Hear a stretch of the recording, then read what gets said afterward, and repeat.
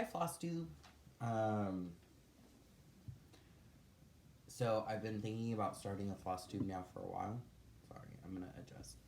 Um, because Flosstube inspired me. So I figured, why not share the inspiration?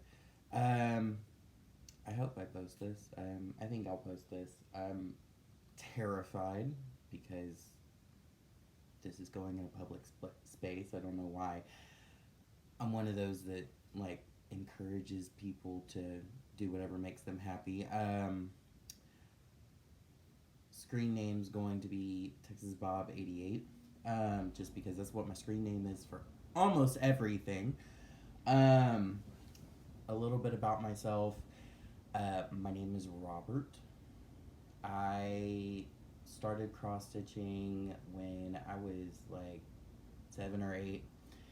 I did one project and then took like a 22-year break, 23-year break, something like that.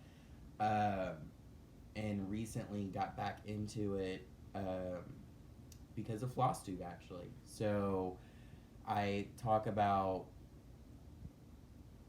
how inspiring it has been, and it truly has been inspiring. I am 30 years old, about to be 31 this month, actually, and am super excited to see where my floss journey goes, because that's what I'm on. I'm on a floss journey. Um, so first videos are always kind of rough just because you kind of don't know what you want to talk about. So I don't. I'm gonna go through some of my projects. I'll talk at the end about the floss tubers who have been the most inspirational to me. Um, so we'll start with WIPs, or works in progress if you're new to terminology, and we'll go from there. So my first one is actually going to be what I started working on to get back into cross stitch. Now there is a disclaimer with this piece. The disclaimer for this piece is I did not start it. This was a piece that a family member had started, and I was getting back into was talking about getting back into cross stitch, and they were like, "Here, we'll finish this if you want to." And the problem with this project is all of it. All of the stuff that needs to be finished is back stitching and lazy daisies. Not even kidding. So this is the project. Take it out. It's a dimensions kit, so all the thread was included. Tricky. It's gonna be backwards. So it's a dimensions kit, and it's called A Little Seed. It's a super cute project, and is really almost done. But I got so tired of backstitching that I just couldn't do it. Well, couldn't finish it quickly. I'm still working on it. It's not my like main project right now. So this is the project. I'm sitting next to a window, which is why there is so much light.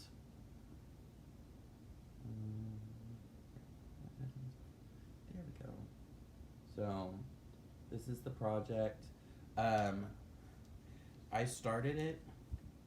I'll have to unscroll it at the tree, and all of those are little lazy daisies stitches, and I had never done a lazy daisy stitch before this, and by the end of this project I'm not sure I actually ever want to do one again. It's been a lot of fun. Let's see, I am currently working on the carrot tops here. I still have the stems here, some blossoms here, and then some back stitching on the cart, and then the tops for all of these vegetables, and then it'll be done. That's it. So I'm hoping that starting a Flosstube channel will actually encourage me to finish this project so that I have a completed project to show, because that seems to be the coolest thing about Flosstube is seeing the progress in the finishes. So there's one project.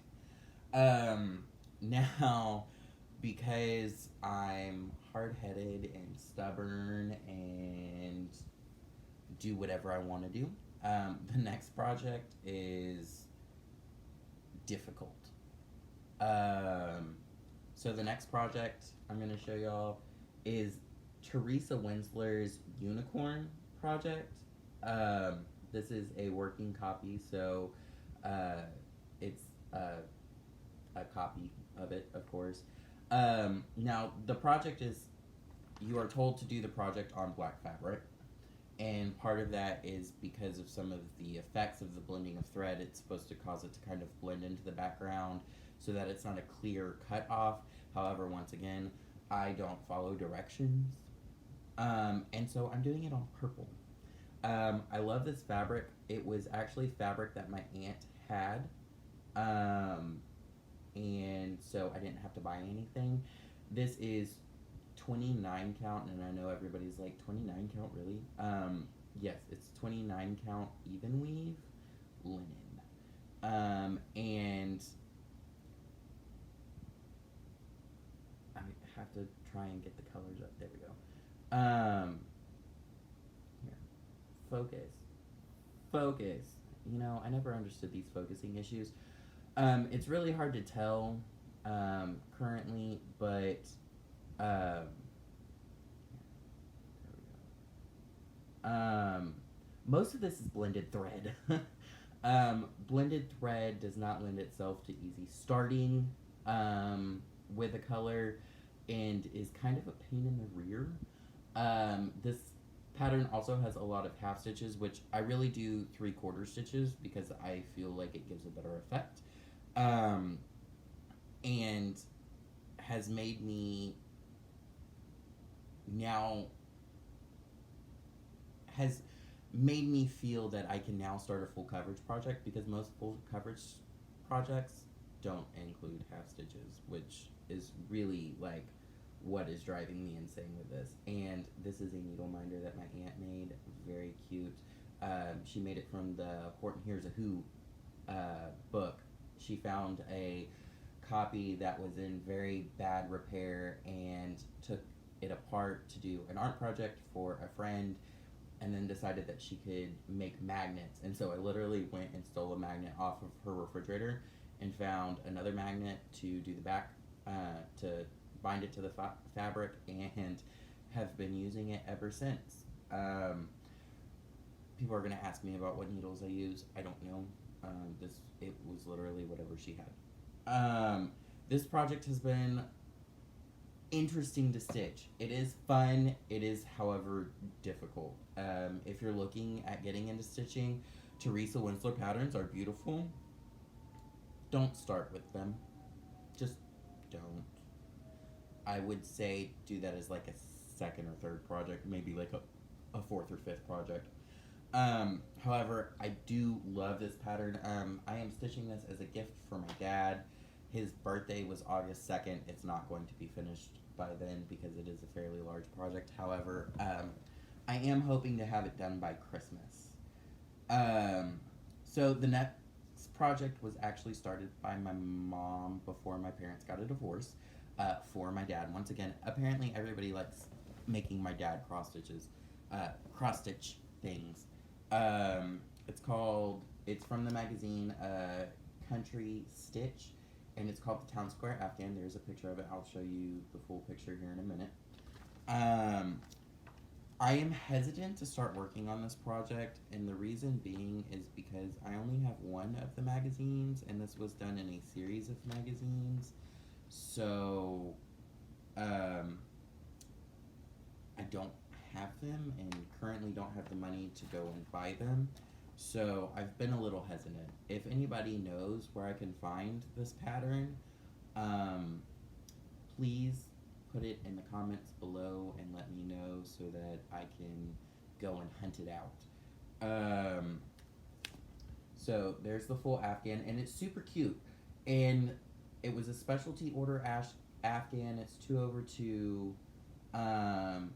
And I currently have this pattern and this pattern. So my goal is to work on these two patterns, get them complete, and then hopefully by then I'll be able to find the rest of the magazines. Now, it was done over a year, so I think I have, and the magazines were in what looked like 2 month increments. So, my goal is to try and find the other 6 or 7 magazines and complete the pattern. And I'm really hoping that I'm able to. It was for all of those who are interested. This is the opening to the pattern, and it was January and February 1991. So I'm looking for all of the magazines in 1991 that feature this particular pattern. Now I haven't done, like I said, I haven't done any stitching. I'm kind of hesitant to stitch on this, just because I would really like to be able to find all of the magazines before I start stitching. But at the same time, I also am kind of interested to get started on it. This is what has been done so far. There we go. Not very much, and there is some staining on the thread. Part of that is probably because I store it in a wood box. For all of you who don't know, wood has oils. Don't store fabric or thread in there, because over time, eventually the oil, if it's not sealed, will seep into the thread and fabric, which causes staining. However, my aunt loves the challenge of getting stains out. So when I wash this, I will probably give it to her and be like, "Can you fix this, please?" So there's that. I do need to take it out of the wood box, and we'll probably see if I can find something to store it in. People are probably going to say plastic bags, and plastic bags are great, but I really don't like storing my projects in them. I don't know why. It's just not my preference. I have some small project, well, I say project bags. I've turned them into project bags that I use. The last the last whip I'm going to show y'all is a full coverage piece. Now, it is a pattern that I got to test for somebody who makes patterns, and I haven't gotten her permission to share any of the information on the pattern, so you are not going to see a picture of it, unfortunately. I will show you, I'll tell you what it is. It's, the pattern name is Pulse or Plus Ultra, and it's a character from an anime called My Hero, Midoriya, and I've just started it. It's a full coverage project. It doesn't have any back stitching, so it literally cuts out all of the things I hate. It doesn't have any half stitching, which I loathe right now. It's very pretty in a pattern, but I just loathe it right now. And it doesn't have any back stitching, so two of the things that I'm suffering from right now, it doesn't have any of.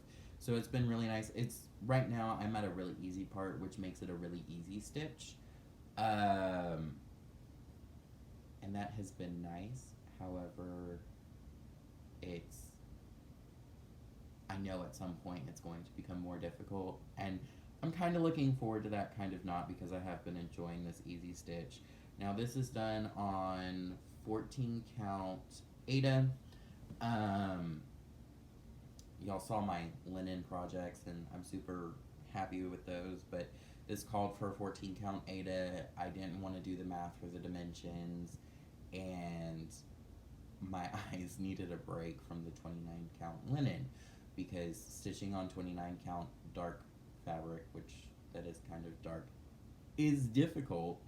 I've gotten used to it, surprisingly enough. At first I thought I was going to have problems, because the first project I showed you was on Aida, so I was having to count 2/2. I'm doing 2/2 on the Teresa Winsler, and going from holes that are predetermined to counting holes was daunting. My needle minder on this is not finished. It's just magnets right now, but eventually the magnets will look more like the other needle minder I had. But here is the start of the project. I'm almost 205 stitches in. This project is nice. It only calls for 5 colors. Um, a red, a blue, a yellow, a terracotta, and everybody's favorite, 310. Um, I went and bought all the stuff that I needed for that. The pattern is super nice. It comes in black and white or color. The where the DMC key where it gives you the symbol and the color. It also tells you how many skeins of each you should need. Once again, I am testing this project out, so I might run into some difficulties with it at some point, but that's why I'm a tester and I'm totally okay with that. I will say I received the pattern for free. Once I get permission to share with y'all and possibly find out where she's selling them, then I will let y'all know. But as for right now, because I haven't asked any questions, I don't want to infringe on copyrights because this pattern is copyrighted. The copyright is on the PDF that I have, so I want to make sure that I don't do anything, one, that's illegal, or two, that would take money out of this person's pocket, because in all honesty, like, these people are doing this for some source of income, whether it's just, pocket money or is really supporting them. So, I mean, I don't really have much more to say. I'm sitting in my stitching spot. I'm sitting sideways in my stitching spot because y'all saw the problems I was having with lighting from the window. And I might wind up moving my filming location if this is something that I continue. I think I'm going to try and film every Sunday. If that changes, people will see. But yeah, so those are current whips. Hopefully soon I will have FFOs and all that fun stuff. Now, the next portion I'm going to call my fangirl portion. This is where I'm going to shout out my favorite floss tubers. The two that I'm going to start with, Coffee Stitcher, you've already heard me mention him. I am in love with his channel, have started back from Flosstube #1 and am working my way through them. I typically watch Flosstube like right before I go to bed because the iPad that I would typically watch it on other times I use for my PDFs when I'm stitching. If you have questions about that, put them in the comments below. I'm going to try and go through my comments and answer as many questions as I can. And I'm actually filming on the iPad, so for all of y'all who want to know how that system works, there are some great YouTube videos. I will work on collecting some that talk about using PDFs to cross stitch and how that works. But because I'm using my iPad, I can't show you on my iPad, if that makes any sense. So fangirl portion, Coffee Stitcher, and Erica D. House. I actually watched her today, and she was talking about wanting to find more 30-something floss tubers that are at her stage in life. I wouldn't say I'm at her stage in life. I'm applying for nursing school and in a transitional phase, so I don't have kids. I'm not married, but I am in my 30s. So I am in love with her channel. I love the fact that you talk about your family. I know that might sound maybe a little creepy, but it is nice to know that you are human and that you go through human struggles every day, because I think some YouTubers try to be so focused on being perfect that it's nice to see that there are other humans in this world. So I do enjoy the family aspect. I'm saying a lot. Sorry about that. It will get better, I promise. I'm just really nervous. Really nervous. Again. So that's my fangirl portion. If you haven't checked them out, which, I mean, they've been around longer than I have, and if you're finding me, you've probably already found them. If you haven't, go check them out. Once again, that's Erica D. House and Coffee Stitcher. Um, so, a little bit more about me, I guess. The pieces I'm drawn to are Disney patterns. I love Disney patterns.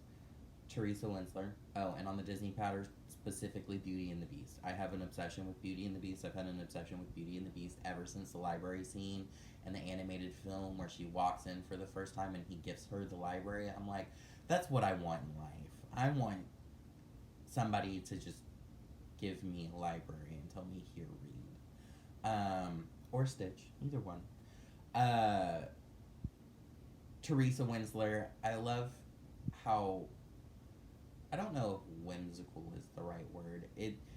It's more the fairy tale themed. The piece I'm working on, as you saw, it was titled The Unicorn. It has a unicorn in it. She does a lot of dragons, a lot of castles, and that's all really interesting to me. I have a problem with all of the blended thread. But the effect is amazing. It really is. The effect is beautiful. It's just a pain. And I feel like it's inconvenient, and that's the only reason I don't like it, which I really feel like isn't a good excuse, personally. So, and there are some heaven and earth designs that I love. There is the 8-sided dice fairy, the 20-sided dice fairy, and then there's some dice dragonlings. And I have an obsession with Dungeons and Dragons. I actually listen to a podcast when I stitch that's Dungeons and Dragons based, and that's a role playing game that involves those dice. So the fact that it's fairies and dragonlings holding the dice just totally makes it for me. I haven't bought the patterns yet because I can't afford to in my current finances, which, you know, is fine. I will be able to afford them at some point, and I'm super excited about that possibility. So I look forward to owning those patterns someday. Right now, I'm just working on what I do have. My aunt has been gracious in helping me start some of these projects financially, and I love it, and it's been really relaxing and awesome. So that's a little bit about me. If there are questions that you have that I didn't answer because I'm nervous and I didn't make notes because I just thought I would do this on a whim, leave them in the comments below. I will try and check on those regularly before the next segment, and I will write them down, probably write my answers down too, just so that it goes a little bit smoother. Once again, I apologize for how rough this first filming is, but I think that's kind of how it goes for everybody. It's talking on camera and realizing that this is going into a very public space where you can get a lot of views in a very short period of time, and you know that the world is kind of judgy and people can be mean. So I am going to ask that if you post comments, that they be nice. If they're derogatory in tone, then I will delete them and probably block you. So I want this to be a positive environment going on from this point, and so I want to make sure it stays that way. This is how I relax and how I find joy in otherwise stressful, depressed days. And so I just want to keep it that way. Going forward, any political views or anything like that, I will probably make separate videos for, which I will put in a folder. I like being organized, so things will probably be put in folders for viewing pleasure. I hope that you made it to the end of this video and that you will subscribe. Click on the subscribe below. Yeah. Thumbs up if you did enjoy it, or if you kind of enjoyed it. Come back, see if I do better next time. And anyway, peace out, y'all. Keep on stitching.